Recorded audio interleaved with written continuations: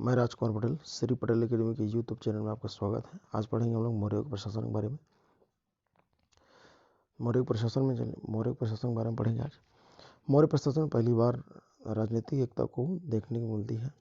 कौटिल्य ने राज्य के सप्तांश सिद्धांत का प्रतिपादन कर राज्य के 7 अंग निर्दिष्ट किए थे, जैसे कि राजा मतलब होता है सिर, अमात्य मतलब होता है आँख, जनपद मतलब होता है जंघा, बाह मतलब होता है दुर्ग, और मुख मतलब होता है कोष, और मस्तिष्क मतलब होता है सेना, और मित्र मतलब होता है कान। मतलब सात शरीर के 7 अंगों के साथ तुलना की गई है। उसी तरह से राजा राज्य का 67 अधिकारी हुआ करता था। सत्ता राजा में केंद्रित थी, परंतु राजा निरंकुश नहीं होता था। उपधा परीक्षण एक विधि थी जिसके द्वारा राजा मुख्यमंत्री तथा पुरोहित का चुनाव करता था। मंत्रिपरिषद के सदस्यों को एक शब्द से उल्लेख किया जाता था, वो कहलाता था क्या? अमात्य। इन्हीं लोगों में से गवर्नर, सेना अध्यक्षों, कोषाध्यक्षों और सैनिक कमांडरों और आय व्यय नियंत्रण अधिकारी का चयन होता था। केंद्रीय प्रशासन में शीर्ष अधिकारी को याद रखिएगा तीर्थ कहा जाता था। यहाँ पर प्रमुख कुछ तीर्थ है, इनको दिया गया है, जैसे कि यहाँ पर आपको बता दूं तो केंद्रीय प्रशासन में बहुत सारे तीर्थों को उल्लेख किया गया है। सबसे पहले तीर्थ में दिया हुआ है मंत्री या पुरोहित कहा जाता था। मंत्री या पुरोहित याद रखिएगा, जिसको प्रधानमंत्री या प्रमुख अधिकारी कहा जाता था। सेनापति कौन होता था? युद्ध में या फिर विधि विभाग का मंत्री हुआ करता था। युवराज राजा का उत्तराधिकारी होता था। समाहर्ता राजस्व विभाग का प्रधान या फिर वित्त मंत्री कहा जाता था। सन्निधर्ता राजकीय कोष का अध्यक्ष हुआ करता था। प्रतिष्ठा फौजदारी न्यायालय का न्यायाधीश हुआ करता था, या फिर उसे कमिश्नर कहेंगे। नायक सेना का संचालन करने अथवा नगर का रक्षक का अध्यक्ष कहा जाता था।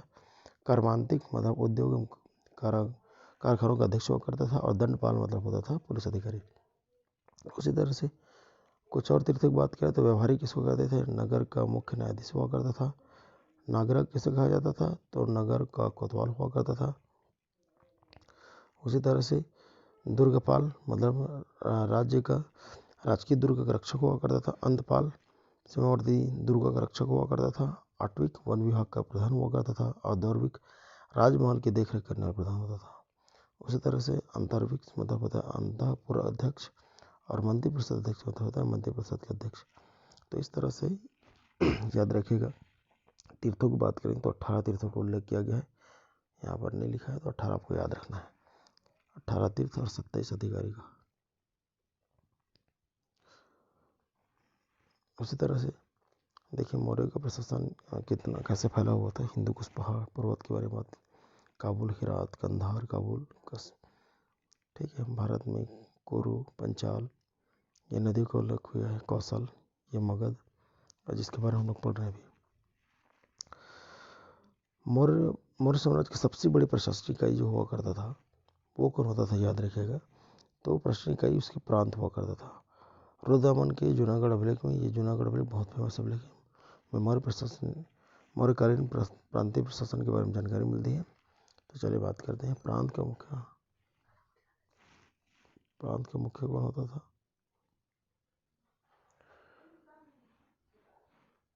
प्रांत का मुख्य होता था, उसको कुमार या आर्यपुत्र कहा जाता था। मंडल में प्रतिष्ठा और जिला को स्थानिक कहा जाता था।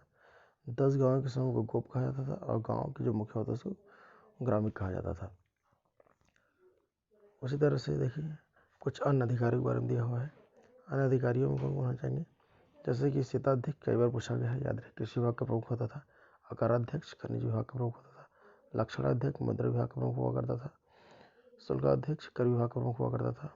मुद्राध्यक्ष पासपोर्ट विभाग का, याद रखिएगा। रूपदर्शक ये सिक्कों का जांच करता हुआ करता था। अक्षपटलाध्यक्ष ये महालेखाकार हुआ करता था। और पंडे अध्यक्ष हुआ करता था वाणिज्य विभाग प्रमुख। तो याद रखिएगा 27 प्रकार के अध्यक्षों को उल्लेख किया गया है, जिसमें से कुछ को आपको बता दिया है। मौर्य साम्राज्य का विस्तार कैसा था? देखिए उत्तरापद की राजधानी तक्षशिला होता था। दक्षिणापद की राजधानी स्वर्णगिरी। अवंती ये याद रखिएगा पश्चिम की राजधानी हुआ करता था। प्राच्य या फिर मध्य का पाटलिपुत्र हुआ करता था। फिर बाद में अशोक ने कलिंग को जीता तो तोसली और जौगढ़ 2 राजधानी थी, याद रखिएगा। एक जौगढ़ भी था। तो कलिंग को जीतने के बाद 2 राजधानी बने हुए थे, तोसली और जौगढ़। उसी तरह से नगर का प्रशासन कैसे होता था, तो नगर को चलाने के लिए याद रखिएगा 5 समिति हुआ करता था, 6 समिति हुआ करता था जिसमें 5 सदस्य हुआ करते थे।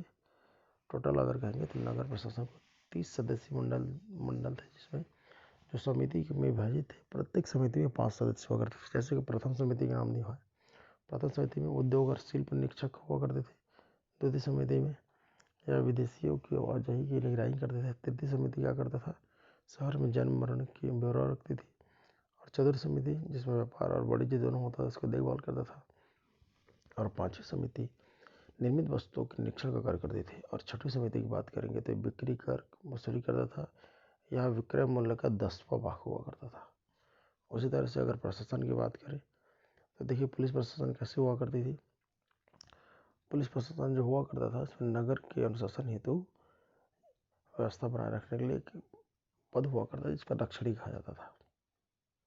ठीक है। उसी तरह से न्याय व्यवस्था की अगर बात की जाए तो न्याय व्यवस्था न्याय के प्रमुख अधिकारी राजा के पास थे, परंतु निरंकुश नहीं होता था। न्याय व्यवहार में संचालन हेतु न्यायाधीशों की नियुक्ति की जाती थी। तो यहाँ पर 2 प्रकार के न्यायाधीशों की बात किया गया, एक धर्मस्थ न्यायालय और दूसरा कंटक शोधक न्यायालय। धर्मस्थ न्यायालय में यह दीवानी मामलों को संबंधित था, और कंटक शोधक न्यायालय या फौजदारी मामलों को संबंधित हुआ करता था।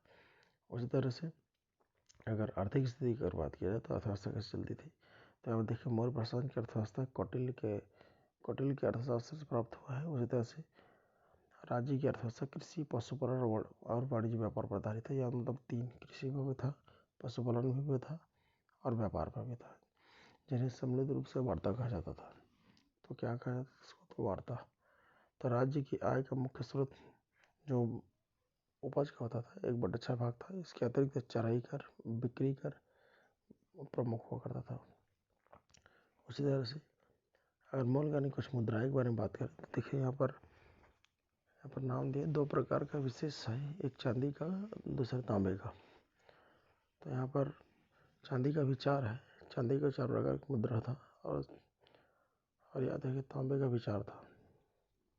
यहाँ पर नाम नहीं दिया है कुछ के, तो यहाँ पर चांदी में पड़, अर्धपड़ हुआ करता था, और काकड़ी या तांबे का होता था अर्ध काकड़ी। इस तरह से 2 इसका, 4 इसका और 4 इसका माना जाता है।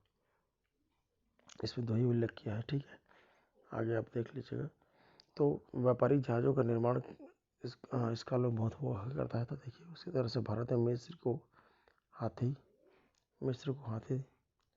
और मतलब मिस्र से हाथी के दांत, कछुए, सिपिया, मोती, रंग, नील और बहुमूल्य लकड़ी निर्यात किया जाता था।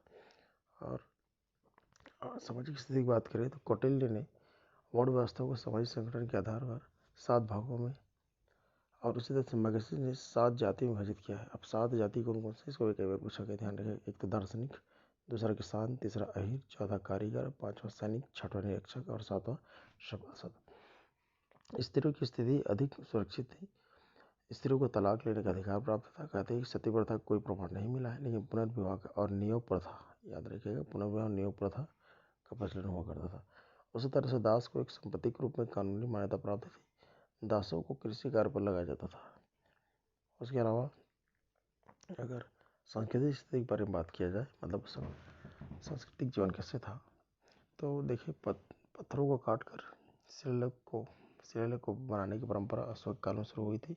स्तूप निर्माण व स्तंभों का निर्माण इसी काल में शुरू हुआ था। उदाहरण के लिए अगर बात किया जाए तो देखो यहाँ पर सांची के स्तूप और सारनाथ का अशोक स्तंभ, ये बहुत फेमस है। उसी तरह से अगर बात किया जाए तो देखिए इनकी भारत का आदर्श याद होगा आपको, प्रतीक चिन्ह और अशोक सम्राट के सारनाथ अशोक स्तंभ से लिया गया है। इस वंश के शासक ने राजमहल की पहाड़ी में बराबर की गुफा के निर्माण करवाया था। इसे आजीविक संप्रदाय के लोग भेंट स्वरूप में प्रदान किया था। कहते हैं यहाँ पर 3 प्रकार के गुफाओं को उल्लेख किया है, स्वर्ण गुफा, सुदामा गुफा, कड़ू गुफा और विश्व की झोपड़ी। ठीक है। मौर्य साम्राज्य, तो ये लगभग मैं आपको मौर्य साम्राज्य बता दिया। पतन कारण भी देख लेते हैं। तो पतन कारण तो विश्व के या फिर बात करें विभिन्न विद्वानों ने मौर्य साम्राज्य के पतन के अलग अलग कारण बताए हुए हैं, जैसे कि कुछ विद्वान का नाम दिया हुआ है यहाँ पर। तो यहाँ पर देखिए हरिप्रसाद शास्त्री ने क्या है, अशोक की धर्मनीति भी एक कारण है जिससे मौर्य साम्राज्य का पतन हुआ। डी कौशाम्बी के अनुसार आर्थिक संकट आया था। हेमचंद्र राय चौधरी के द्वारा अशोक के अहिंसात्मक एवं शांतिप्रिय नीति, और अन्य विद्वान की बात करें तो कमजोर उत्तरदायित्व हो सकता है, इस वजह से मौर्य साम्राज्य की समाप्ति हो गया। तो और अंतिम में आपको राजा भी बताया था, याद करो कि मौर्य साम्राज्य में अंतिम वीरदत्त था। वीरदत्त को एक ब्राह्मण सेनापति हुआ करते थे जिसका नाम पुष्यमित्र। उन्होंने मारा और मारने के बाद गद्दी पर बैठ गया। इसके बाद यहाँ से शुरू हो जाएगा कौन सा वंश, तो यहाँ से शुरू हो जाएगा होगा, याद रखिएगा, पुष्यमित्र या फिर मौर्योत्तर काल भी कह सकते हैं, या फिर ब्राह्मण काल भी कहलाता है।